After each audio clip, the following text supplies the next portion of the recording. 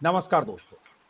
जैसा कि आप लगातार मेरे चैनल पर देख रहे होंगे, हरियाणा चुनाव का कवरेज कभी हरियाणा के अलग अलग इलाकों से और कभी हरियाणा के कुछ खास पत्रकारों से बातचीत के जरिए समझने की कोशिश कर रहे हैं कि हरियाणा में चुनावी तस्वीर क्या बन रही है, नतीजे की दिशा क्या दिख रही है। कांग्रेस और बीजेपी में सीधा मुकाबला तो है, लेकिन दोनों बड़ी पार्टियों के बीच में अब आम आदमी पार्टी की दावेदारी है, क्योंकि हर सीट पर आम आदमी पार्टी ने अपने उम्मीदवार उतारे। आईएनएलडी का गठबंधन है बीएसपी के साथ, और एक जेजेपी और आजाद समाज पार्टी का गठबंधन है।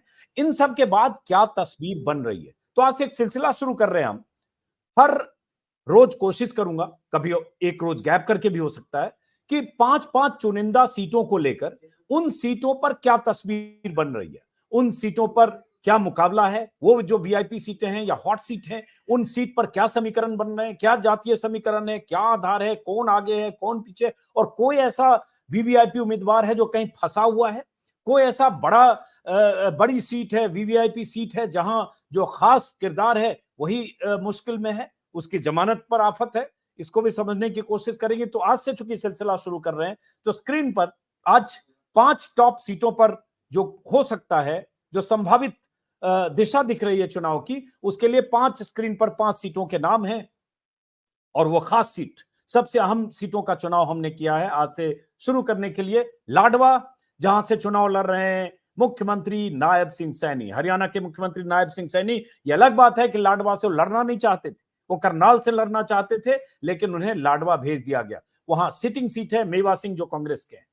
सांपला, भूपेंद्र सिंह हुड्डा, जहां से 3 बार लगातार विधायक रहे, रोहतक जिले की सीट है, वहां क्या होने वाला है। जुलाना, जहां से विनेश फोगाट को उतारा गया है, अमरजीत ढांडा जेजेपी की सिटिंग सीट है, वहां क्या होने वाला है। उचाना, जो दुष्यंत चौटाला की सिटिंग सीट है, वहां क्या लग रहा है, क्या दुष्यंत इस बार फंस जाएंगे। बहुत सारे लोग कह रहे हैं दुष्यंत चौटाला को जमानत बचाने की भी लड़ाई लड़नी पड़ सकती है, क्या वाकई ऐसी स्थिति है।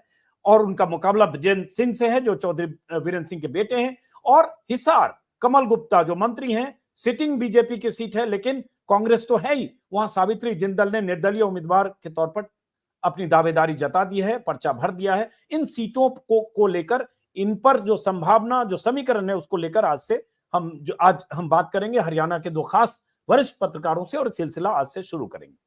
तो स्क्रीन पर लाया जाए उन 2 खास मेहमानों को। इन दोनों को आप हमारे यूट्यूब चैनल पर लगातार आप देख रहे होंगे, आप पहचानते होंगे। रविंद्र श्योरान साहब हरियाणा के रहने वाले हैं, चरखी दादरी के, इन दिनों अभी पंचकुला या चंडीगढ़ में हैं, और काफी अरसे से हरियाणा की राजनीति को, अगर मैं कहूं, चप्पे चप्पे, हर जिले, हर विधानसभा सीट पर इनकी नजर है, और यही दिन रात कैलकुलेशन में लगे हैं कहां क्या होने वाला है। तो उनसे हम समझेंगे। और दूसरे हेमंत अत्री साहब, जिन्हें आप लगातार हमारे यूट्यूब चैनल पर और तमाम चैनल्स पर भी आप उन्हें देखते होंगे। हेमंत अत्री रोहतक में है, हरियाणा के रहने वाले हैं, इसलिए हमने तय किया कि हरियाणवी पत्रकारों से हरियाणा की स्थिति समझें। आज टॉप 5 सीटों की बात। तो स्क्रीन पर सारी सीटें देख रहे हैं अत्री साहब और शिवरान साहब। हम शुरू करते हैं लाडवा से, और एक आकलन, अनुमान, दिशा और वहां जो कैलकुलेशन और समीकरण है उसको समझने की कोशिश करते हुए। तो स्क्रीन पर पहली सीट लाडवा, और लाडवा वो सीट जहां से नायब सिंह सैनी है। और नायब सिंह सैनी कैसे गए, लाडवा भेजे गए, इसको लेकर बहुत सारी कहानियां आ चुकी हैं। वो सिटिंग, जैसा कि मैंने कहा, मौजूदा मेवा सिंह है, जोगा सिंह एक कैंडिडेट आपने उतार दिया है, चूंकि आप और कांग्रेस में कोई गठबंधन नहीं हुआ। सपना है कोई इनलो और बीएसपी की जो साझा उम्मीदवार, मतलब गठबंधन है। और विनोद शर्मा है जेजेपी की तरफ से, जेजेपी और आसपा की तरफ से विनोद शर्मा। ये तस्वीर है उम्मीदवारों की, 2 की कंटेंडर टॉप पे। शुरुआत हम करते हैं हेमंत अत्री, वरिष्ठता क्रम में आप हैं तो आप ही से। लाडवा की क्या तस्वीर दिखती है? आवाज अनम्यूट कीजिए। सबसे पहले अजीत जी, साधुवाद आपको और आपकी टीम को, इतने शानदार ग्राफिक्स बिल्कुल कम समय में, और ये जो आइडिया अपने आप में है 5-5 सीटों का, ये बहुत बेहतरीन आइडिया है पूरे देश के आपके व्यूअर्स को, और बाहर, देश से बाहर वालों को भी हरियाणा समझने के लिए। जहां तक आपने बात की लाडवा की, बिल्कुल सही कहा आपने कि सैनी साहब वहां चुनाव लड़ने नहीं जाना चाहते थे, और ये कहीं इधर उधर की खबर नहीं है, ये खुद उनके मुंह से निकली हुई बात है। और सैनी साहब का अगर आप पॉलिटिकल कैरियर देखेंगे, 2014 में वो नारायणगढ़ से लड़े विधानसभा, एमएलए बने, मंत्री बने, और उसके बाद 2019 में उनको कुरुक्षेत्र लोकसभा का चुनाव लड़ाया गया। भाग्य के धनी हैं, 2019 में भी पुलवामा की लहर में वो जीत कर आए कुरुक्षेत्र से, और उसके बाद फिर भाग्य ने पलटी मारी, मुख्यमंत्री बन गए मनोहर लाल जी की विदाई के बाद।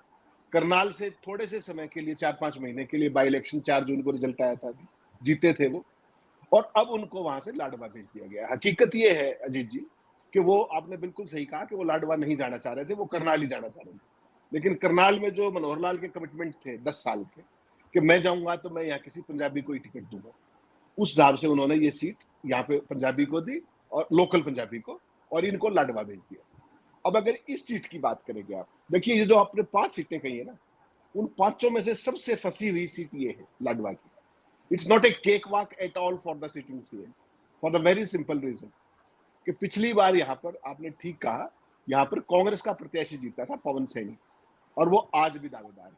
आज उनके जब मुख्य वो है वही पर उनका जो यहाँ पर पिछली बार बीजेपी का कैंडिडेट जीता था, कहीं नायब सिंह जी को नुकसान ना कर दे, उसको नारायणगढ़ भेज दिया गया है। अभी सीटिंग तो मेवा सिंह है ना, अभी सीटिंग मेवा सिंह है ना वहाँ, अभी मेवा सिंह सीटिंग। हाँ, हाँ। मेवा सिंह कांग्रेस की टिकट पर लड़ रहे ना वो तो। पिछली बार पवन सैनी थे, उनको भेज दिया गया है वहां पर अपने नारायणगढ़, जो इनकी सीट थी नायब सिंह सैनी की, ताकि इनको नुकसान ना हो, भीतर घात ना हो। यहाँ पर कहा जा रहा है कि वो एडजस्टमेंट में ही किया गया कि पवन सैनी इनका काम ना लगा दे, इसलिए उनको ऑब्लाइज करके वहां डिस्टेबलाइज कर दिया गया, लेकिन एक सीट दे दी। जी, मैंने इसलिए कहा कि भीतर घात से बचाने के लिए सीएम को, क्योंकि वो यहाँ पे दावेदार थे और सारी बातें, तो उनको नारायणगढ़ इनकी कंस्टिट्यूएंसी में भेज दिया गया कि क्विड प्रो को हो जाए, आप मेरी मदद करेंगे तो मैं आपकी करूंगा, नहीं तो वो।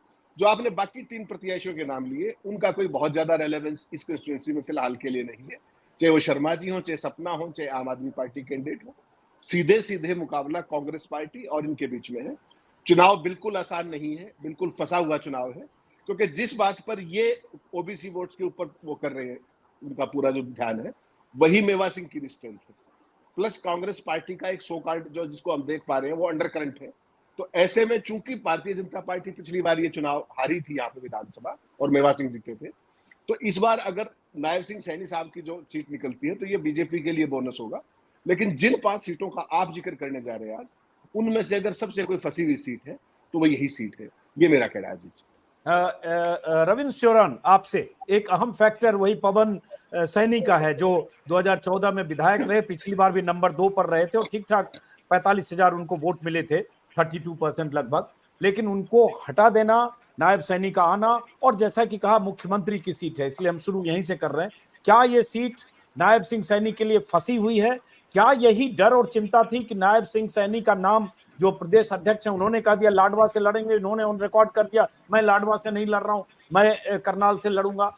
तो आज की तारीख में क्या तस्वीर दिख रही है? और जैसा कि उन्होंने कहा कि बाकी 3 जो हैं वो बहुत सिग्निफिकेंट नहीं है, आप कैसे देखते हैं? जी नमस्कार। आपने 2 लोगों के नाम बताए सर, कि सबसे ज्यादा वोट पिछली बार किसको मिले और दूसरे नंबर पर, जरा तीसरे नंबर पर नजर डालिए सर। सपना 15,000 वोट मिले उनको। कितने मिले? 15,000। सारा खेल यही है। ये जो सपना बड़शामी है ना, इनके ससुर हैं शेर सिंह बड़शामी, और वो 2009 में विधायक रहे वहां से। उसके बाद जेल चले गए, उनको चुनाव लड़ नहीं पाए। लेकिन 2014 का चुनाव 3,000 से हारे बस वो, उनकी जो पत्नी ने लड़ा था।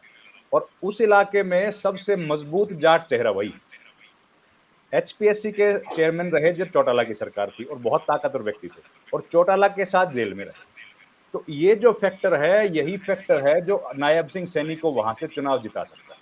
और इस फैक्टर का असर जो है वो सीधा पड़ता है एलनाबाद में। शेर सिंह बड़शामी को कि परिवार को यहां से टिकट देके मजबूती से चुनाव लड़ाने के बदले में एलनाबाद से बीजेपी ने कमजोर उम्मीदवार उतारा। मीनू बेनीवाल को वहां से हटा दिया जो सबसे मजबूत थे, और यहां शेर सिंह बड़शामी को ज्यादा सपोर्ट मिले। सैनी समाज के यहां पर करीब 8 से 10,000 वोट, 20%, 18 से 20% जाट समाज के वोट। और लाडवा का जो जाट समाज है वो बाकी हरियाणा से बिल्कुल भिन्न जाट समाज है। यहाँ पर बड़े लैंड होल्डिंग है, हरियाणा के दूसरे हिस्सों में लैंड होल्डिंग छोटी है। तो ज्यादा लोग जो है वो जमींदार हैं, और मजबूत जमींदार हैं, पता चलता है। ज्यादा जो लोग हैं वो मजबूत जमींदार हैं। और इसलिए यहाँ के जो डेमोग्राफिक सिचुएशन है सर, एक पंजाब का बड़ा असर है, उत्तर प्रदेश का बड़ा असर है, और हरियाणा का जो मूल हरियाणवी कल्चर है उसका कम असर है। तो इसकी जो कल्चर है वो बाकी हरियाणा, रोहतक, कुरुक्षेत्र रोहतक पानीपत उससे थोड़ी सी भिन्न है। तो इसलिए यहाँ पर 20 से 22% जो है वो दलित मतदाता है, 23%, जो कि एक बड़ी बड़ी तादाद है किसी विधानसभा क्षेत्र में। लोकसभा चुनाव में यहां से बीजेपी को जीत हासिल हो गई थी, बढ़त मिल गई थी। तो उस कॉन्फिडेंस की वजह से बीजेपी ने ये जो सर्वेज कराए, बीजेपी ने 4 जगह सर्वे कराए मुख्यमंत्री के लिए, करनाल, नारनौल, गोहाना, नारायणगढ़ तो उनकी है ही, और यहां पर, और चारों जगह में सबसे कम वोट से नायब सिंह सैनी यहीं से चुनाव हार रहे हैं। बाकी जगह इससे ज्यादा से हार रहे थे। अच्छा, सबसे कम हार रहे हैं। तो उसलिए कोशिश की गई है कि सपना बड़श्यामी को मजबूत कैंडिडेट के तौर पर बनाएं।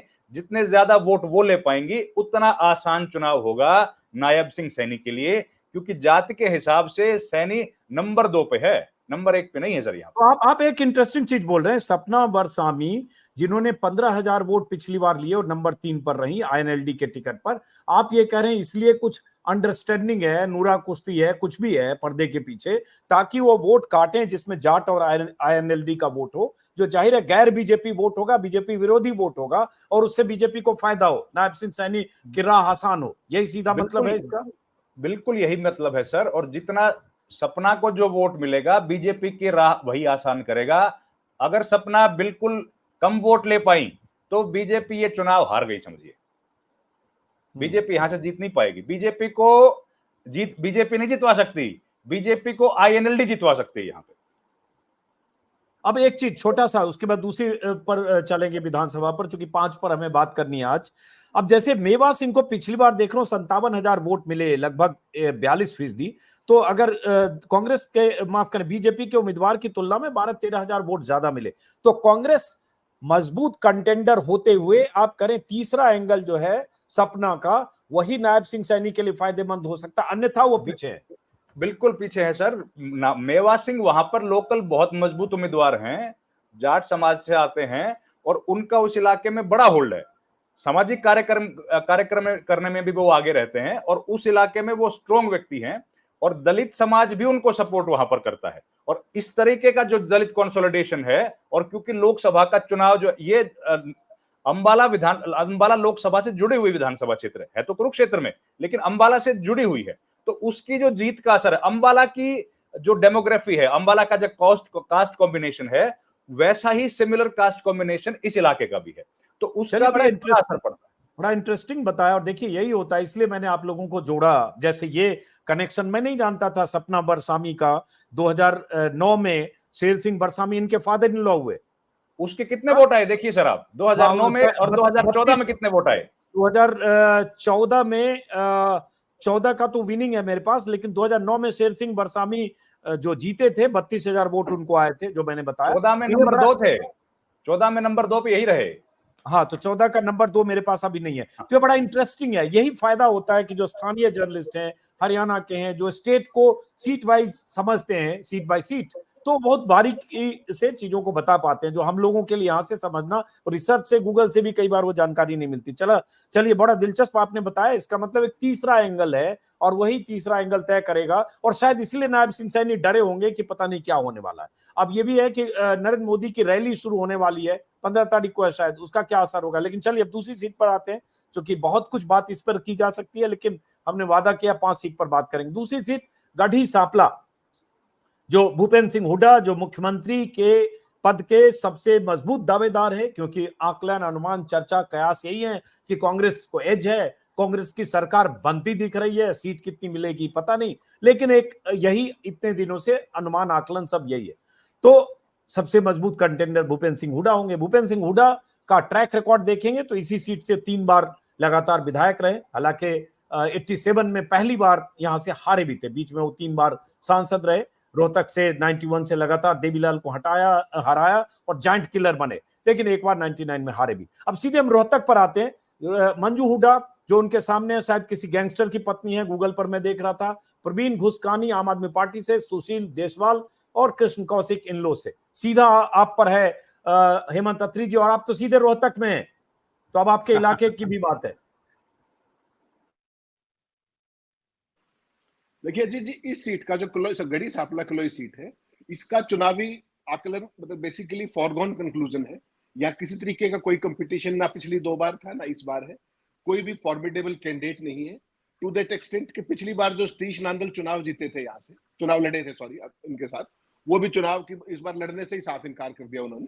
इसके लिए मंजू हुड्डा को लाया जो जिला परिषद की अध्यक्ष है अभी, और राजेश सरकारी जो थे हमारे यहाँ गैंगस्टर है, वो उनकी धर्मपत्नी है, अभी जिला परिषद की अध्यक्ष है। इनको भारतीय जनता पार्टी लाई है हुड्डा बनाम हुड्डा करने के लिए।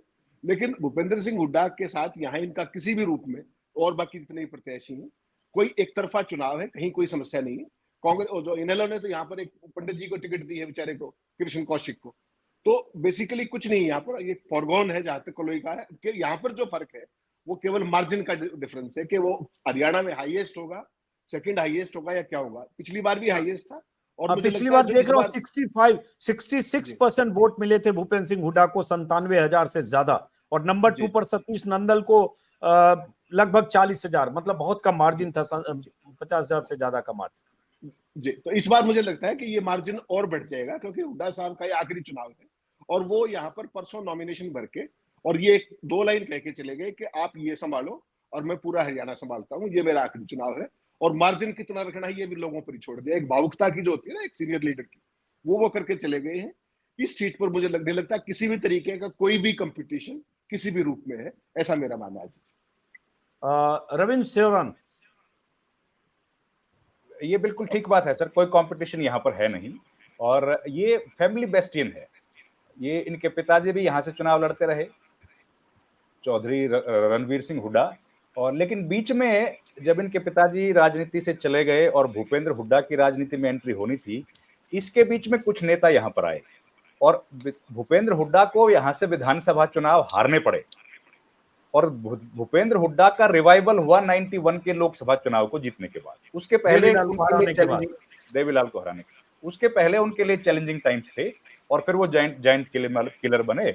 और देखिए गैप बहुत ज्यादा है, पिछली बार का जो आपने जिक्र किया ना, वो 26% से और 60% का इतना भारी गैप है, उसको कवर कर पाना मुझे लगता है पॉलिटिकल पार्टीज में संभव अभी नहीं है, बीजेपी का भी, और खासतौर पर देहात का इलाका है ये जो विधानसभा क्षेत्र है, इसमें सांपला बहुत छोटा सा एक कस्बा समझिए सर, और बाकी के सब गांव हैं, और गांव भी बिल्कुल देहात है। तो उसमें लोकसभा का चुनाव अभी हुआ है, उसमें बहुत बड़ा मार्जिन यहां से मिला था दीपेंद्र हुड्डा को, और उससे इस बात का अंदाजा लगता है कि इमोशनली भी लोग यहां से जुड़े हैं भूपेंद्र हुड्डा। राहुल गांधी के बाद हाईएस्ट मार्जिन था अगर हम इधर बात करें ओवरऑल तो नॉर्थ में। अदरवाइज असम में 10 लाख की मार्जिन थी, लेकिन नॉर्थ में राहुल गांधी के बाद नंबर 2। जी तो जी डुमरी से बिल्कुल। तो ये है कि यहाँ पर कोई ज्यादा कॉन्टेस्ट नहीं है, क्लीनली वॉच्ड कॉन्टेस्ट नहीं है, और आसान इलेक्शन है। तो ये जो आम आदमी पार्टी के उम्मीदवार हैं या जेजेपी के हैं या इन लोग के हैं, इनका क्या भविष्य है इसमें, इन दोनों की लड़ाई में, हुड्डा वर्सेस हुड्डा? इस इलेक्शन में तो कुछ नहीं है सर आम आदमी पार्टी का, और कम से कम इस विधानसभा सीट पे तो क्योंकि कार्यकर्ता हैं और पार्टी को अपने प्रेजेंस दिखानी है तो नॉमिनेशन भरा दिया होगा, अदरवाइज तो वोट के हिसाब से तो नहीं है इनके पास कुछ भी वहां। यहाँ पर तो भूपेंद्र हुड्डा ही हैं, और मार्जिन इंपॉर्टेंट है, बस कितने वोट से वो जीत पाएंगे, इससे अलावा यहाँ कुछ है नहीं देखने का। तो चलिए, इसलिए इस पर चर्चा हम कभी करें जहां कोई पेच नहीं है, जहां पेचीदगी नहीं है। तो हम अगली सीट पर आते हैं, जुलाना। और दर्शकों को ये भी बता दूं कि जैसे आज अभी 5 सीट पर बात कर रहे हैं, हम 5 और दूसरी सीट उठाएंगे जो हॉट सीट वीवीआईपी सीट कहें, और उसके बाद ये सिलसिला लगातार हम जारी भी रखेंगे। और चुनाव प्रचार की रफ्तार जब तेज पकड़ेगी, कई बार आखिरी 7 दिन, 6 दिन, 8 दिन, 10 दिन में भी कुछ तस्वीर बदलती है, तो हम इस पर फिर बात करेंगे, और मैं ग्राउंड में तो रहूंगा, जो देखूंगा वो दिखाऊंगा। तो ये दोनों तरह से हम चाहते हैं आप तक पहुंचे। बहुत सारे उम्मीदवारों से या ऐसे नेताओं से हमने बात भी की, इंटरव्यू भी किया, फील्ड में जाऊंगा, कुछ और लोगों से बात करूंगा। खैर, अब आते हैं जुलाना। स्क्रीन पर जुलाना है, जिंद जिले की सीट है। अमरजीत ढांडा जो जेजेपी के सिटिंग विधायक हैं। जुलाना की एक चीज अगर देखें तो ये आईएनएलडी का गढ़ रहा है एक समय में। जिंद में 2009 के चुनाव में देखें तो जिंद जिले की 5 की 5 सीटें आईएनएलडी की रही है, और पिछले चुनाव में भी 3 सीटें जेजेपी, 1 कांग्रेस, 1 बीजेपी। इसके पहले भी जाएंगे 4 आईएनएलडी और 1 बीजेपी 2014 चुनाव में। तो एक तरह से जाट बहुल है जुलाना में, लगभग 50% जाट है, दलितों की उसके बाद आबादी है। विनेश फोगाट को वहां उतारा है कांग्रेस ने।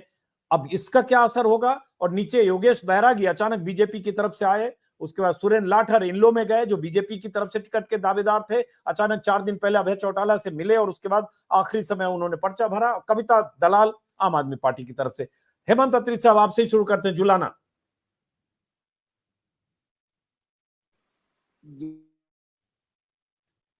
Unmute unmute unmute unmute. यहां से मैं कर रहा हूं, आप दोबारा हो जा रहे हैं। अब हो गया। चलिए बोलिए। जुलाना में हमने पहले भी 2-3 बार चर्चा की जब से विनेश आई है यहाँ पर। वो जो बात लगातार एक बार फिर दर्शकों के लिए बता दूं कि 1967 से लेकर के आज तक कांग्रेस पार्टी यहाँ केवल 3 बार चुनाव जीती है। 1967 के अंदर जीती थी, 2005 में जीती थी और 2009 में जीती थी। लास्ट आईजी शेर सिंह साहब थे। उसके बाद यहाँ कांग्रेस ना पहले जीती ना बाद में जीती। इस बार इस सीट का बहुत ज्यादा सिग्निफिकेंस 2 कारणों से है। एक, विनेश फोगाट जो कि पूरे देश के स्तर पर, अंतर्राष्ट्रीय स्तर पर छाई हुई थी, उनका एक पॉलिटिकल एक तरीके से उदय है। वो यहाँ पर उनको एक चुनौती दी गई है। उनकी ससुराल है बेसिकली, उनकी ससुराल इसी गांव में पड़ती है। दूसरा, यहाँ पर अमरजीत ढांडा, आप कुछ भी कहिए, अमरजीत ढांडा यहाँ का लोकप्रिय चेहरा थे। और सबसे बड़ी बात है कि उन्होंने सारे छोड़ के चले गए, दुष्यंत तरुण की मां को छोड़ के। ये आज भी जेजेपी में है, ये विरले है 10 में से। अब यहाँ सवाल ये है अजीत जी कि इनके लिए जो ढांडा साहब हैं, इनके लिए इनकी पार्टी एक बहुत बड़ी लायबिलिटी बन गई है। जो पूरे हरियाणा में आपने देखा होगा, आप आए थे कि जेजेपी के प्रति व्यक्तिगत, दुष्यंत के प्रति व्यक्तिगत, कि मनोहर लाल को 5 साल क्यों आपने चलवाया, वो एक जो लोगों की चिढ़ है, उसके कारण ढांडा को दिक्कत है। यहाँ की अगर आप कास्ट कॉन्फ़िगरेशन की बात करेंगे, यहाँ सबसे थोड़े अगर जाटों में वोट है, जिसका आपने जिक्र किया 50% जाट वोट है, उनमें सबसे थोड़े अगर है तो वो राठियों के वोट है, सबसे थोड़े। और फोगाट तो यहाँ पर है ही नहीं, जो कि विनेश का गांव है। तो यहाँ पर जो जाट है बेसिकली वो लाठर है और ढुल है, वो बड़े तौर पर।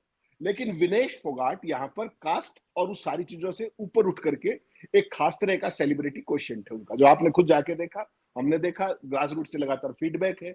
और कांग्रेस के यहाँ पर गढ़ ना होते हुए 88 कैंडिडेट थे जिन्होंने 20-20 हजार रुपए फीस भरी थी टिकट के लिए। ये भी मैं बता दूं दर्शकों के लिए। अब यहाँ पर बीजेपी ने वही अपना ट्रेडिशनल खेल किया है, जिसको देखना बड़ा इंटरेस्टिंग है। विनेश फोगाट सेलिब्रिटी है, खिलाड़ी है, खिलाड़ी की कोई जात नहीं होती। उसके बावजूद बीजेपी ने यहाँ अपना चिर परिचित वर्सेस वाला खेल किया और यहाँ पर कैप्टन योगेश बैरागी को लेके आई, ताकि ओबीसी वोट, क्योंकि ओबीसी वोट हर कंस्टिट्यूंसी में होते ही है, जाट वर्सेस नॉन जाट बनाने की एक कोशिश की खास तरीके से, खास अंदाज में। उधर से अमरजीत ढांडा है जेजेपी के। इनेलो ने और भी कमाल किया, जो आपने कहा कि 4 दिन पहले सुरेंद्र लाठर को इंपोर्ट किया। लाठर को क्यों इंपोर्ट किया? क्योंकि लाठर यहाँ पर मुख्य गोत्र है जुलाना के अंदर। और रही सही कसर आम आदमी पार्टी ने कर दी। आम आदमी पार्टी भी जाट वोटों को चाहे कितना बांटे नहीं बांटे, उसके लिए कविता को ले आई, कविता दलाल को। वो भी एक कुश्ती जो एंटरटेनमेंट वाली कुश्ती है। तो इंटरेस्टिंग है कि 5 कैंडिडेट में 4 जाट हो गए। आबादी भी वहां 50% है, 4 जाट हो गए। और उसमें जो अजीत जी सबसे इंटरेस्टिंग बात है, बीजेपी ने कहा मौके पे चौका जो मारती है कि स्टार्च कोर जाट कंस्टिट्यूएंसी के अंदर 4 जाट कैंडिडेट आपने देख लिए, उसके बावजूद बीजेपी ने नॉन जाट का कार्ड खेल दिया। यहां पर यह है कि अगर ये सामान्य चुनाव होता, देखिए सामान्य चुनाव होता, विनेश के कारण असामान्य चुनाव हो गया। रविंद्र चौहान जी को चाय पीने की जरूरत है शायद, नहीं तो गर्म पानी यहां से भेजता हूं।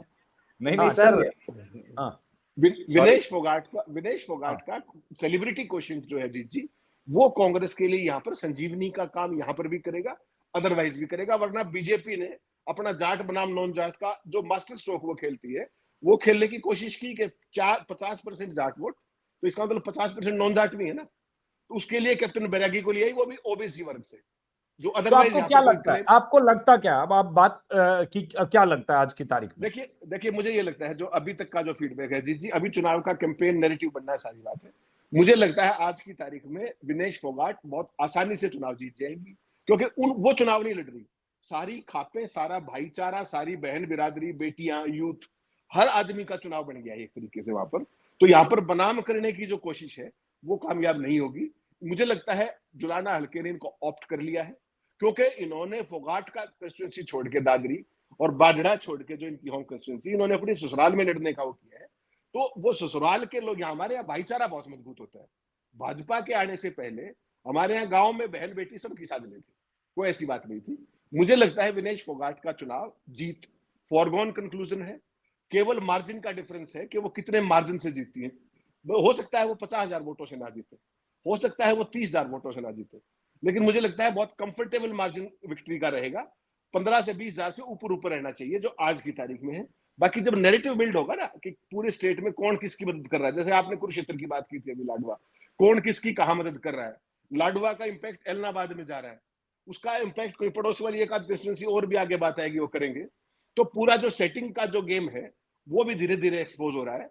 अगर कांग्रेस पार्टी ने उसको इशू बना लिया कि पिछली बार जो काम दुष्यंत ने किया था इस बार कोई और कर सकता है, उनके चाचा कर सकते हैं, तो फिर हरियाणा के चुनाव का नैरेटिव कुछ और भी हो सकता है।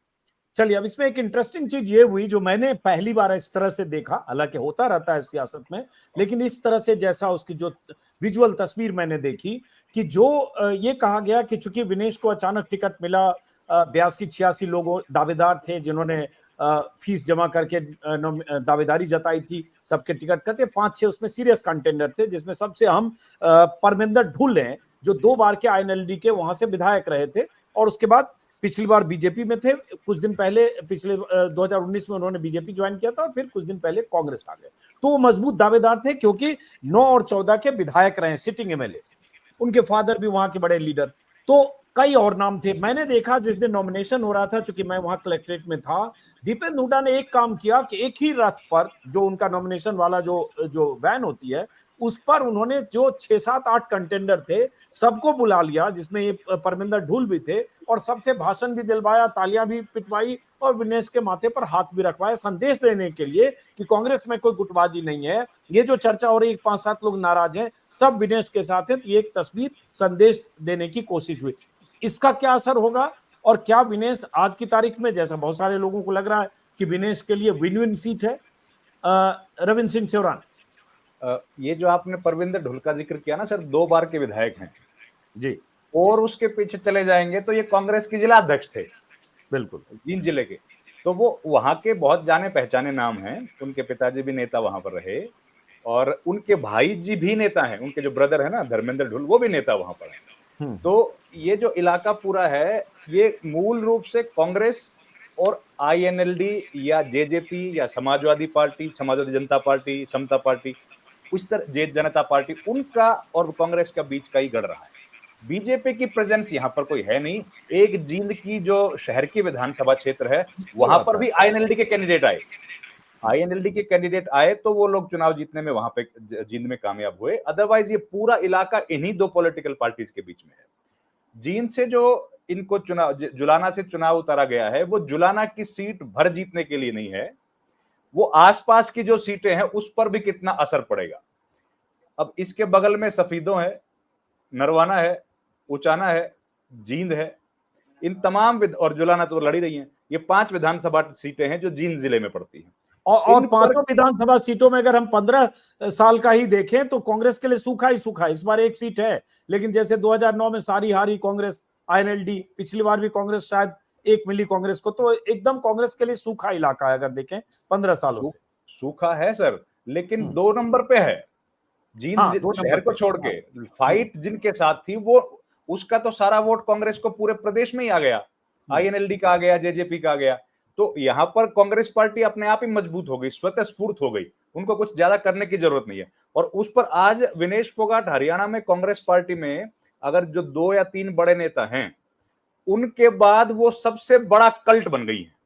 उनका असर केवल राजनीतिक तौर पर नहीं बल्कि सामाजिक तौर पर भी देखा जा रहा है। और जुलाना भर में नहीं, उनके वहां से चुनाव लड़ने का आसपास के विधानसभा क्षेत्रों में बड़ा असर दिख रहा है, बड़ा असर दिख रहा है सर।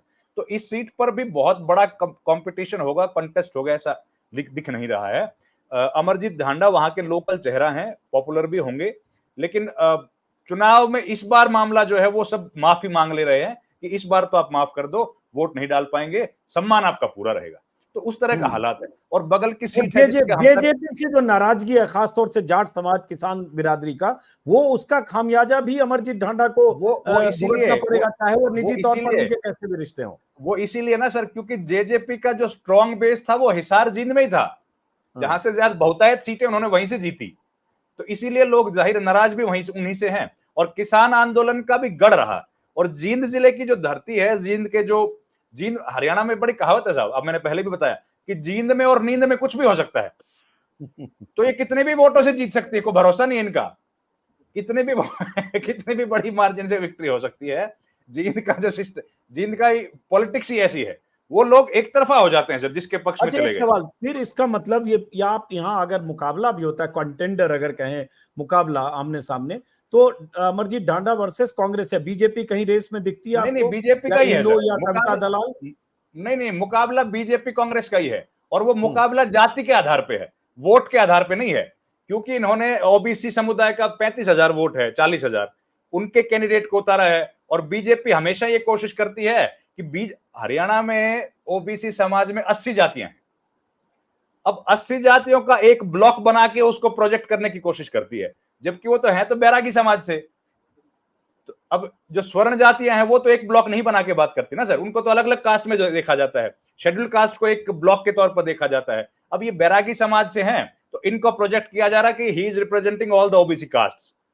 अब इसको बाकी की जो ओबीसी कास्ट है वो इस नैरेटिव को बाय करेंगी, इसकी भी संभावना थोड़ी सी कम हो रही है पूरे हरियाणा में। क्योंकि अब लोग अलग अलग जातियां हैं, जिन ओबीसी में भी ऐसी जातियां हैं जिनमें आज तक 75 बरस हो गए आजादी के, उनमें एक भी व्यक्ति सरकारी नौकरी तक लगा नहीं है, पढ़ाई के लिए उनके पास साधन नहीं है, तो उनको आप किसी भी ब्लॉक में डाल दो, जी, उनका भला तो हो नहीं रहा है। तो कुल मिलाकर उचाना में आप भी सहमत हैं कि विनेश फोगाट काफी जुलाना, आगे है? हाँ, जी जुलाना, माफ करें, जी आगे जुलाना हैं, में। हाँ, आगे हैं सर, ये बहुत उचाना और बहुत आगे। जुलाना में मुझे बड़ा कंफ्यूजन होता है, दोनों में आखिर में ना है। लेकिन चलिए, ये इसी बात पर हम, ये सर आखिरी बात, मैं बस कर, ये इसीलिए मैं कर, इसीलिए इनको यहाँ, हाँ इसीलिए यहाँ पे उतारा गया है, क्योंकि अगर इनको दादरी और बाढ़ड़ा, जो हमने पहले भी जिक्र किया, उन विधानसभा सीटों पर उतारा जाता तो इनके लिए केक वॉक थी। लेकिन वो केवल इनके लिए फायदेमंद होता, पार्टी के लिए फायदेमंद है कि जब इनको जुलाना से उतारा जाए, इनकी जीत निश्चित है, आसपास की विधानसभा सीटों पर भी बड़ा असर पड़ेगा। चलिए, अब नेक्स्ट सीट उचाना, नाम में समानता है इसलिए जुलाना उचाना में मुझे कंफ्यूजन होता है। उचाना कला ये जींद की सीट है, और दर्शकों से माफी चाहूंगा, एक्चुअली जींद को बोलते वक्त कई बार मैं जिंद बोल देता हूं, और हेमंत अत्री साहब ने भी 2-3 बार फोन किया कि आप सही उच्चारण कीजिए, फिर नीचे देखा यूट्यूब पर लोग कमेंट भी कर रहे हैं, तो उन सबसे माफी, कोशिश करूंगा जींद बोलूं, लिखता सही हूं, बोलने में होता है। खैर, तो ये उचाना कला सीट है।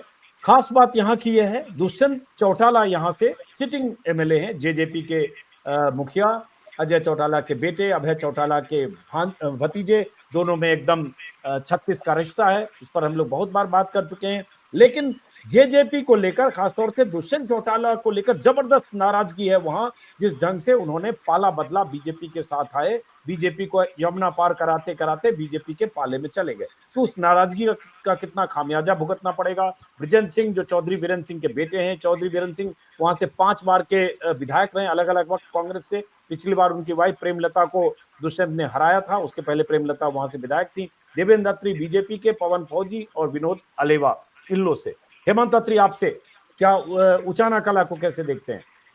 अजीत जी, ये जो चुनाव था यहाँ पे उचाना का, ये हरियाणा के इस विधानसभा का महाभारत होते होते बचा है। आपको ध्यान हो, संडे को हमने बात की थी, और उस समय पूरी तैयारी थी कि अभय सिंह यहाँ से नॉमिनेशन भर सकते हैं, पूरी तैयारी थी संडे तक। All of a sudden Teja Khera के अंदर चौटाला हाउस में एक मीटिंग हुई, चौटाला साहब वहीं थे, और ये तय हुआ कि नहीं, एक ही सीट पे इलाहाबाद से चुनाव लड़ेंगे। तो वो महाभारत तो बच गया, जो ये हॉटेस्ट सीट होती उससे तो ये बच गई। लेकिन यहाँ पर जो इंटरेस्टिंग चीज आप देखेंगे कि भारतीय जनता पार्टी ने फिर वही कोशिश की यहाँ पर, जाट वर्सेस नॉन जाट करने की। 2 तगड़े जाट हैं, दुष्यंत कुछ भी कहिए, बड़ा नाम है, there is no doubt. Brijendra Singh, Chaudhary Virendra Singh की पूरी जो विरासत है उसको कैरी करते हैं। पिछली बार एमपी थे लोकसभा के, और कांग्रेस, बीजेपी छोड़ के कांग्रेस में आए। पिछली बार दुष्यंत चौटाला ने यहाँ सेलिब्रिटी के तौर पर चुनाव लड़ा था, और जीते बड़े जबरदस्त। वीरेंद्र सिंह की धर्मपत्नी को मैसिव मार्जिन से हराया था, और उसके बाद 50,000 के आसपास, 50,000 प्लस मार्जिन था साहब। और आज की तारीख में, मैं उस दिन भी आपको कह रहा, जब आप कह रहे थे कि नहीं, इतना बड़ा दावा नहीं करना चाहिए, मैंने उस दिन भी आपको कहा था कि अगर दुष्यंत अपनी जमानत बचा जाए तो मेरे लिए ये बहुत बड़ी खबर होगी इस चुनाव की। केवल और केवल कारण समझ लीजिए, उसका कारण सिंपल एक है कि जो वायदा जो इन लोगों के साथ, यहाँ के जो जींद का आदमी है ना, उसकी सोच बिल्कुल ग्रामीण और देहाती टाइप की है, और वो भावनाओं से चलते हैं, भावुकता में। उन्होंने दुष्यंत को चौधरी देवीलाल का पोता मान करके, पड़पोता मान करके, कि भाई उनकी उस विरासत को आगे बढ़ाते हुए खट्टर से हमें मुक्ति दिलाएंगे। असली मुद्दा था, खट्टर से मुक्ति हो गया नहीं। यहाँ की जो आप भी घूम के आए, सारी बात देख के आए, चाय वाले तक ये कह रहा है कि 10,000 वोट नहीं आएंगे। तो वो गलत नहीं कह रहा। बेसिकली एक तो होता है चुनाव में आप लोकप्रिय हो जाए, कई बार आपसे कोई गलती हो जाती है तो अलोकप्रिय भी हो सकता है। आज की तारीख में इस कंस्टिट्यूएंसी में ऐसा नहीं है कि दुष्यंत ने काम नहीं किए, दुष्यंत ने अपनी तरफ से सामाजिक काम करने की कोशिश की है। डिप्टी सीएम थे, पीडब्ल्यूडी महकमा था उनके पास, बहुत बड़ा काम होता है अजीत जी। उसके बावजूद भी उनसे को जो नाराजगी नहीं, वहां पर एक हेट्रेड की स्थिति, नफरत की स्थिति, कि तुम्हें हमने बनाया वीरेंद्र सिंह की धर्मपत्नी की कीमत पर, जो हमारे इतने बड़े नेता हैं, और तुमने जाके मनोहर लाल खट्टर की गोदी में जाके बैठ गए और मनोहर लाल को हमारे ऊपर सिर पे 4.5 साल और थोप दिया। इसका कोई उपचार ना तो दुष्यंत के पास है और ना किसी और के पास है। अब आप आइए कि यहाँ पर और कौन कौन कैंडिडेट है उचाना में। उचाना में बेसिकली आपको ध्यान हो 1977 में जब पूरे हरियाणा में पूरे हिंदुस्तान में कांग्रेस साफ हो रही थी, तब भी चौधरी वीरेंद्र सिंह जीते थे और बहुत यंग थे उस टाइम, यंगस्टर, ये वेरी यंग ट्रक बोलते हैं जिसको, वो थे। तो उनकी वो कंस्टिट्यूएंसी उस रूप में है। हालांकि वो रेगुलर कभी नहीं जीतते, जब उनका दाव लगने को होता है तो उचाने वाले उनको हरा भी देते हैं। तो कई बार हंसते थे वो कि जब मेरा दाव लगता है तो मेरे हल्के वाले हरा देते हैं मुझे। तो उचाना की स्थिति देखिए साहब, कांग्रेस से ब्रजेंद्र सिंह है जो पिछली बार लोकसभा में हिसार से। नंबर 2 पे बीजेपी ने बीजेपी के सांसद है, बीजेपी 10 साल बीजेपी में रहे, आईएएस अधिकारी रहे, 21 साल बाद उन्होंने वीआरएस लिया। सिर्फ जानकारी के लिए ताकि दर्शक कनेक्ट करें। फाइनेंशियल कमीशन रैंक में थे और बहुत ही डायनेमिक व्यक्ति है, इसमें कोई शक नहीं। Brajendra is one of the most promising, straight forward and honest politician. मेरे को तो आज भी वो अफसर ही लगते हैं, ईमानदारी की बात। नंबर 2 पे वहां पर देवेंद्र अत्री। देवेंद्र अत्री के जो ब्रदर हैं वो डीआरओ है सोनीपत के अंदर, वो उनका भी काफी एक सामाजिक उसके हिसाब से ठीक है। यहाँ पर बाकी कौन कौन है, दुष्यंत चौटाला की हमने बात की, उसके अलावा विनोद अलेवा, उनकी कोई बहुत लंबी चौड़ी यहाँ पर, हालांकि चौधरी देवीलाल का वोट बैंक है यहाँ, इनेलो का भी वोट बैंक है यहाँ, बीएसपी के भी कुछ सपोर्टर आपको मिलेंगे यहाँ, कोई शक नहीं इसमें। उसके बावजूद भी मुझे लगता है इस चुनाव में यहाँ पर अगर अभय सिंह आते तो कहानी कुछ और होती, उस पर हम जब लगे वो तब अभय सिंह होते, अब अभय सिंह नहीं है।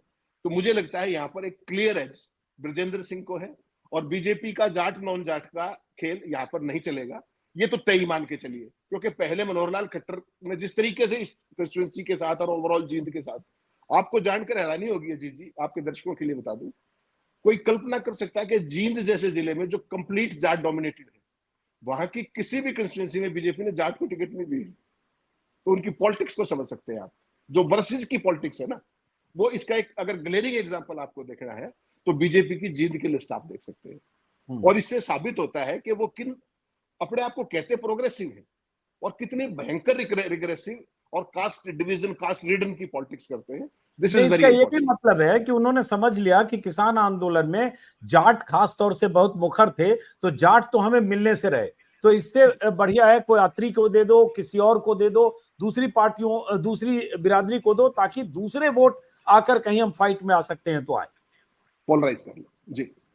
हाँ, अब रविंद्र सिंह सेवरन, उचाना कला, दुष्यंत को लेकर जो मैं गया, एक दिन के लिए गया, लेकिन बहुत नाराजगी, और नाराजगी के मुख्य बिंदु सिर्फ यही कि वो खट्टर के साथ चले गए, किसान आंदोलन पर साथ नहीं दिया, पहलवानों के मुद्दे पर साथ नहीं दिया, और ये नाराजगी का नतीजा ये हुआ कि जो उनकी मां है, जब संसदीय क्षेत्र में चुनाव में उनकी मां को 4200 वोट मिले, नैना चौटाला को, उचाना विधानसभा इलाके से, जिस इलाके से दुष्यंत ने 92,000 वोट पाए थे, वहां उनकी मां को 4200 मिले। अब क्या दिखता है आपके हिसाब से, आपको क्या लग रहा है? ये 4200 वाली बात ही बनी रहेगी। वहां का जो हालात है ना सर, वो खराब है। असल में दुष्यंत चौटाला की जो पॉलिटिक्स है, क्योंकि उनकी विधानसभा सीट है, तो अब उनकी जो पॉलिटिक्स है और चौधरी ओम प्रकाश चौटाला की, चौधरी देवीलाल की जो राजनीति रही है, वो जनता के बीच की पॉलिटिक्स रही है। अगर आप कभी इनके घर में, तेजाखेड़ा में, सिरसा में या दिल्ली वाले घर पे जाएंगे तो 100 आदमी आपको बैठे मिलेंगे सर, 150 आदमी बैठे हैं, चाय पी रहे हैं, हुक्का पी रहे हैं। वो जो पॉलिटिक्स है, उस पॉलिटिक्स के बिना उसके अलावा इनके पास कुछ है नहीं। उसी तरह की राजनीति करनी पड़ेगी, और उस राजनीति में जरूरी है कि लोगों के काम हों। लोग जब इनके पास गए काम कराने के लिए इस बार के इलेक्शन में, तो उनको निराशा हाथ लगी। काम कर पाने में ये लोग सक्षम नहीं थे, जाहिर है कि ताकत कम थी। फिर सवाल उठा कि आपने ऐसी पॉलिटिकल पार्टी को सपोर्ट क्यों किया? जिस पॉलिटिकल पार्टी को सपोर्ट किया बीजेपी को, उसी के मुखालफत में सारा वोट मिला था पीछे। और ये उचाना की विधानसभा सीट ही वो सीट है सर जिसकी वजह से बीजेपी 2024 का चुनाव हार रही है। 19 का चुनाव जीतने में भी उचाना नहीं मदद करी और 24 के हराने में ही। कारण कि 19 में बीजेपी जीती क्योंकि आईएनएलडी 2 टुकड़ों में बंट गई। अगर आईएनएलडी एक रहती तो बीजेपी 2019 का चुनाव बुरे तरीके से हारती। वो फायदा जो हुआ इस बार उसका नुकसान भुगत रही है। पिछली बार तो फायदा उठा लिया, लेकिन इस बार उसका नुकसान होगा क्योंकि जेजेपी को जो वोट मिला था 100% वही वोट था जो उनको विरोध का मिला था, और अब वो सारा वोट कांग्रेस को चला गया, आईएनएलडी का वोट कांग्रेस को चला गया। अब आमने सामने की फाइट हो गई और इस विरोध के चलते दुष्यंत चौटाला इतने कमजोर हो गए कि वो बीजेपी की कोई मदद नहीं कर पा रहे, और इसीलिए बीजेपी ने दुष्यंत का साथ छोड़ के अभय चौटाला का साथ ले लिया और उनके साथ एक टैसिट अंडरस्टैंडिंग करके लाडवा की जो हमने बात की, एलनाबाद की बात की, और एक बात कर लें डब्बावाली की भी जो हम लोग 1-2 दिन में करेंगे। डब्बावाली से भी अपने पार्टी के प्रदेश अध्यक्ष जिला अध्यक्ष पहले रहे, जिला अध्यक्ष रहे आदित्य चौटाला को इस्तीफा दिलवाया, पहले थे अभी चेयरमैन थे, और पार्टी में शामिल कर दिया। उनकी पार्टी की उनकी सीट की जब तक घोषणा भी नहीं हुई थी उसके पहले उन्होंने इस्तीफा दिया और आईएनएलडी ज्वाइन कर ली। आईएनएलडी ने उनको कैंडिडेट बना दिया ताकि उनका जो वोट बैंक है वो बेस बढ़े। तो उचाना विधानसभा की हम लोग बात कर रहे हैं, वहां पर स्थितियां बहुत आसान है और ब्रजेंद्र सिंह केवल चौधरी वीरेंद्र सिंह की विरासत को कैरी नहीं कर रहे हैं सर, ये कैरी कर रहे हैं चौधरी छोटू राम की विरासत को। चौधरी छोटू राम जैसा नेता, किसानों का इतना बड़ा लीडर इस इलाके में कभी हुआ ही नहीं है और उनकी विरासत को कैरी कर रहे हैं। और चौधरी छोटू राम की आखिरी बात मैं बता दूं, उनकी वजह से ही हरियाणा में जो पेजेंट्री क्लास है सर उसके पास अपनी जमीनें बची हुई है।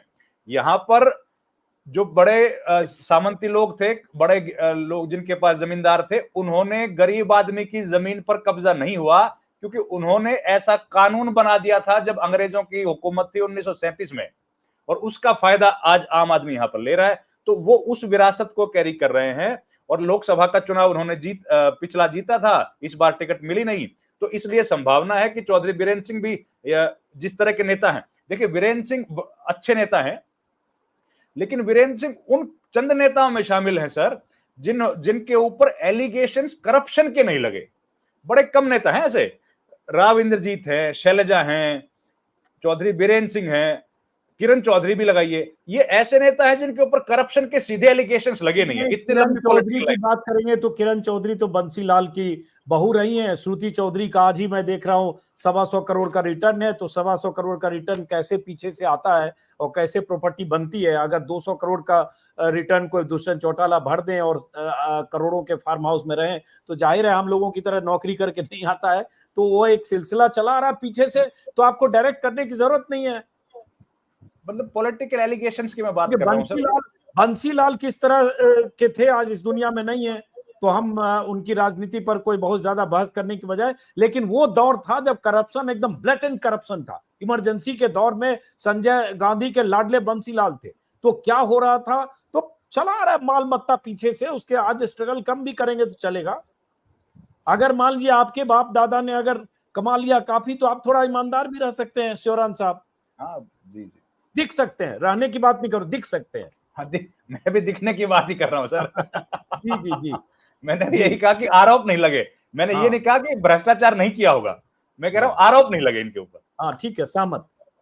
जी सर। तो उचाना में बिल्कुल आसान है सर, ब्रजेंद्र सिंह कांग्रेस पार्टी के लिए बहुत आसान सीट है और बहुत कड़ा मुकाबला यहाँ पे भी नहीं होने वाला, और ऊपर से जीत जुलाना है वो उसके बिल्कुल बाजू में है। उचाना में आप फिर मुकाबला किसमें देखते हैं? दोनों से छोटा छोटा जवाब ताकि अगले पे जाऊं।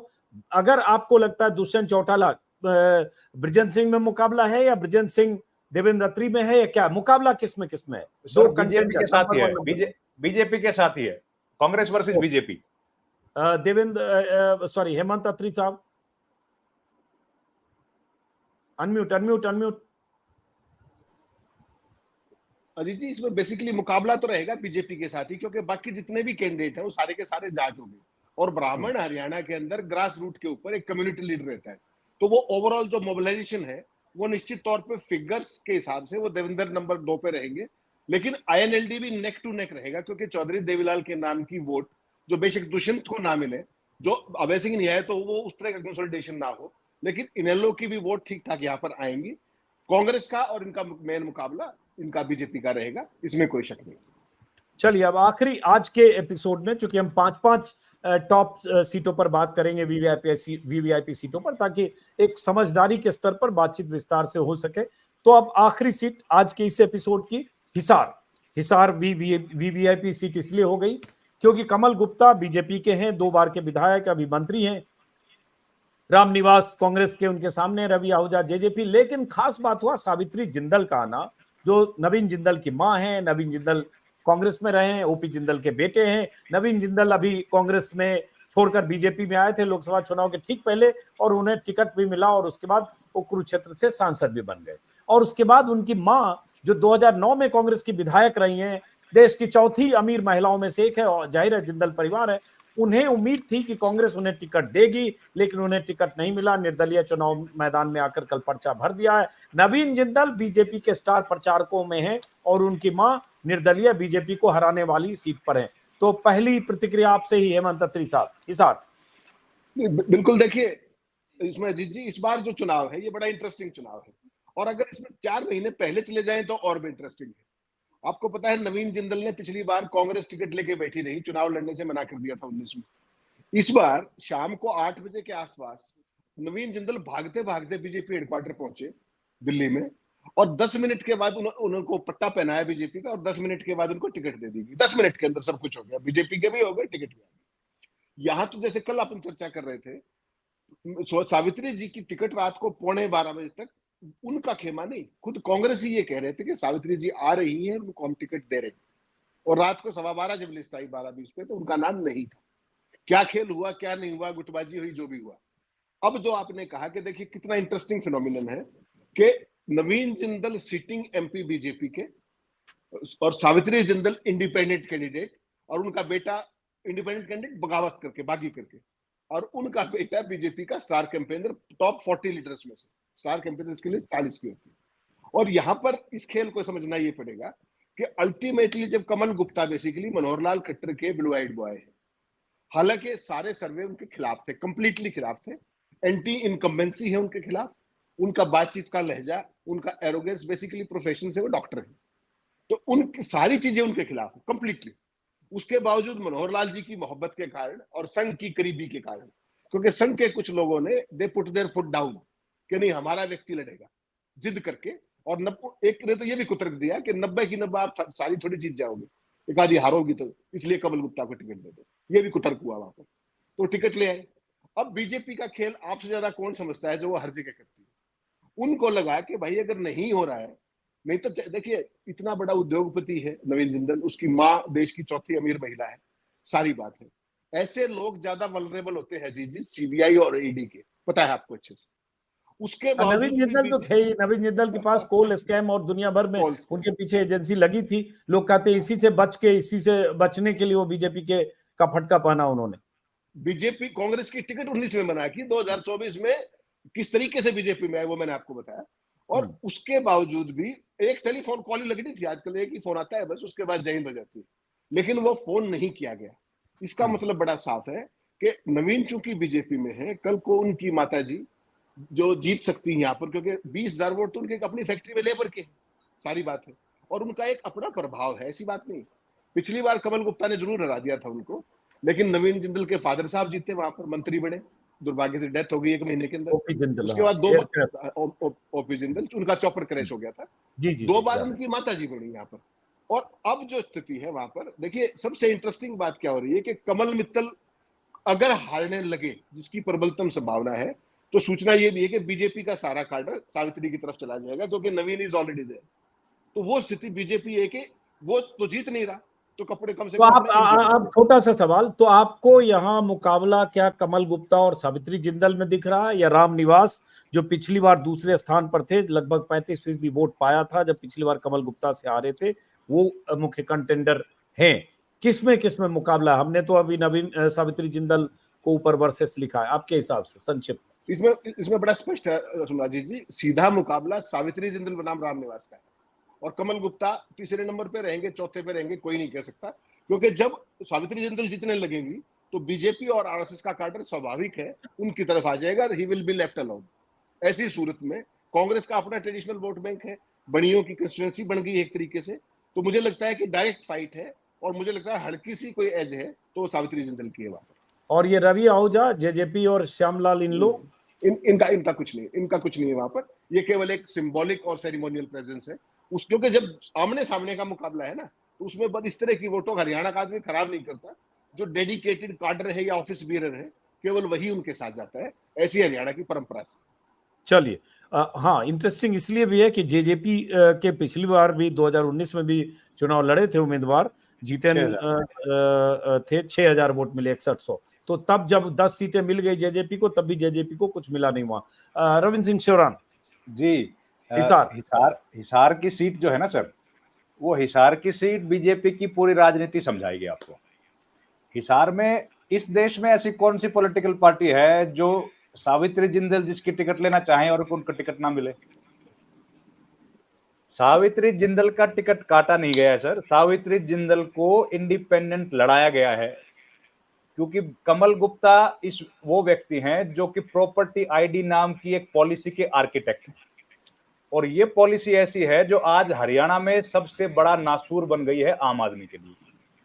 वो प्रॉपर्टी आईडी एक ऐसी पॉलिसी है कि अगर आपके घर के बाहर से वो सर्वे करने वाली कंपनी आएगी और आपके घर का नाम है अजीत अंजुम का घर और उसके बाहर लिख देगी रविंद्र शौरान का घर, तो जिम्मेदारी अजीत अंजुम की है, वो जाके बताएंगे कि भैया घर मेरा कैसे है। तो आप जब जाएंगे तो आपको वहां पर दान दक्षिणा रहेगी। नहीं, मैंने इंटरेस्टिंग चीज देखा, इसीलिए अत्री जी के यहाँ भी रोहतक गया था, तो इन्होंने क्या किया कि पहले माले पर इतना बड़ा हेमंत अत्री लिख रखा है, दूसरा आदमी कुछ लिखने जाए तो दूर से दिखाई तो नाम ही लिख रखा है हेमंत अत्री। मैंने कहा वो पोस्टर लगा हुआ है पूरा आपने। सर, सर्वे कंपनी वालों को वो भी नहीं दिख रहा, वो भी पड़ोसी के चढ़ा हुआ था। वो पड़ोसी का नाम लिख देगा उस पे भी कंपनी वाले, यही तो दिक्कत आई। तो वो जो, और एक बात, दूसरा 40,000 वोट, हाँ सॉरी वो बात पूरी कर लेता हूँ। तो ये बीजेपी ने उनको यहाँ पर कैंडिडेट बनाया है क्योंकि कमल गुप्ता बहुत वीक कैंडिडेट है। अगर सावित्री जिंदल आती बीजेपी से तो उनके खिलाफ होता एंटी इनकम्बेंसी जो बीजेपी का है। अब वो आई है इंडिपेंडेंट, तो बीजेपी का वोट उनको मिलेगा और बीजेपी के खिलाफ जो एंटी इनकम्बेंसी है उसमें वो सेंध लगा लेंगे जो बीजेपी कांग्रेस को मिलने वाला था।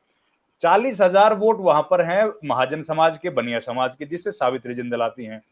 दूसरे नंबर पर और 20,000 के आसपास वोट हैं वहां पर सैनी समाज के, जिससे रामनिवास राणा है। राणा इसके पहले वहां पर एक बार मेयर, तब तो अध्यक्ष होते थे, वो अध्यक्ष रहे हैं पार्टी के, ये जिला परिषद क्या होता है सर, ये लोकल बॉडी, नगर पालिका, हाँ, नगर परिषद के अध्यक्ष रहे हैं रामनिवास राणा, और लोकल उनका अच्छा खासा हिसाब किताब है, वजूद है, लोग उनको जानते हैं। तो कमल गुप्ता वीक कैंडिडेट दिए गए हैं, उनके खिलाफ एंटी इनकम्बेंसी है। सावित्री जिंदल स्ट्रॉन्ग है, उनकी तो टैली 15-16 हजार से शुरू होगी, और अगर वो कांग्रेस पार्टी के एंटी इनकम्बेंसी का जो वोट है उस कांग्रेस पार्टी के वोट में सेंध लगाने में कामयाब हुई तो सीधा सीधा फायदा होगा सावित्री जिंदल को। सावित्री जिंदल अगर जीती या कमल गुप्ता जीते, दोनों में से जो जीतेगा वो बीजेपी का है, और कांग्रेस पार्टी अकेले चुनाव लड़ रही है। 6,000 वोट जो पिछली बार आए थे जेजेपी के, इस बार वो भी चले जाएंगे कांग्रेस पार्टी की तरफ। तो आपको यहाँ पर 8 मतदाता केवल 8-9 हजार हैं हिसार में। आपके हिसाब से मुकाबला किसमें है? बिल्कुल सावित्री जिंदल और रामनिवास राणा। अच्छा, तो कमल गुप्ता को आप रेस में ही नहीं देख रहे हैं? कमल गुप्ता को तो बीजेपी रेस में नहीं देख रही है सर, तभी तो टिकट दिया उसको, इसीलिए टिकट दिया गया कि वो रेस में ना रहे। अगर रेस में रखना होता तो सावित्री जिंदल को दे देते। बीजेपी जब खट्टर के आदमी है, दुश्मनी किससे? लोग तो कहा जा रहा है कि खट्टर की चली टिकट में वहां। सर वो खट्टर की चली है, इनको टिकट इसलिए दिया गया है ताकि खट्टर को एक सीट मिल सके। सावित्री जिंदल को टिकट सीट मिलेगी तो बीजेपी को ही मिल रही है, और बीजेपी के 2 कैंडिडेट है वहां। इन लो और जेजेपी नहीं, जेजेपी को तो 6,000 वोट मिला था सर, मुश्किल से 10,000 जाट मतदाता है वहां पे।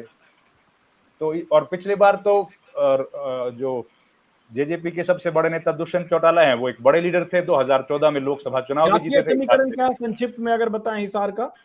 हिसार में रामनिवास राणा वर्सेस जिंदल है, और राणा जो है वो मजबूत स्थिति में। चलिए, बहरहाल बहुत बहुत शुक्रिया हेमंत अत्री साहब और रविंद्र सिंह सेवरान साहब। 5 सीटों पर अभी हमने बात की। अगले एपिसोड में हम 5 दूसरी सीटों पर भी बात करेंगे, जो इसके बाद जो हमें लगता है कि जो वीआईपी सीटें हैं, जिसमें तोशाम भी है, जिसमें महेंद्रगढ़ भी है, जिसमें बादली भी है शायद, जो भी है अगले एपिसोड में हम बात करेंगे। और ये सिलसिला लगातार हम चुनाव तक जारी रखेंगे, समझने की कोशिश करते हुए। और आप सब लोग जो दर्शक हैं, नीचे कमेंट बॉक्स में अगर आपको लगता है कि आपके इलाके में मुझे आना चाहिए, क्योंकि मैं हरियाणा घूमने जा रहा हूँ, अलग अलग इलाकों में जाऊंगा, तो आप नीचे कमेंट बॉक्स में लिख सकते हैं।